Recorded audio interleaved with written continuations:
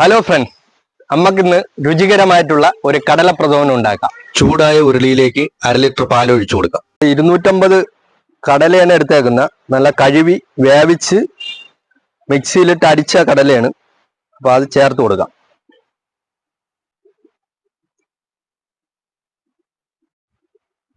കടലപ്പരിപ്പ് നല്ലപോലെ ഉടഞ്ഞു കിട്ടിയിട്ടുണ്ട്. അപ്പൊ നമുക്ക് വേവിച്ച് വെച്ചേക്കുന്ന ചവ്വരി ഇതിൽ ചേർത്ത് കൊടുക്കാം.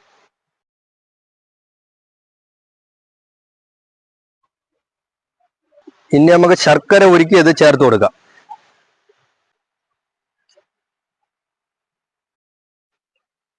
പ്രഥമത്തില് ചേർക്കാനുള്ള ബാക്കിയുള്ള സാധനം നമുക്ക് നെയ്യിലിട്ടൊന്ന് വരട്ടിയെടുക്കാം. കുറച്ച് നെയ്യ് ഒഴിച്ച് നമുക്ക് ഇത് വരട്ടിയെടുക്കാം.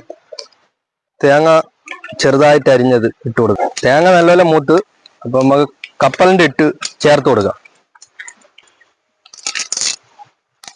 ഇനി അണ്ടിപ്പരിപ്പ് മുന്തിരിയും ചേർത്ത് കൊടുക്കാം. അപ്പൊ നമുക്ക് ഇതിലേക്ക് ഇത് ഒഴിച്ചു കൊടുക്കാം. നെയ്യും കൂടെ ഒഴിച്ച് ഇളക്കി ഇറക്കാം.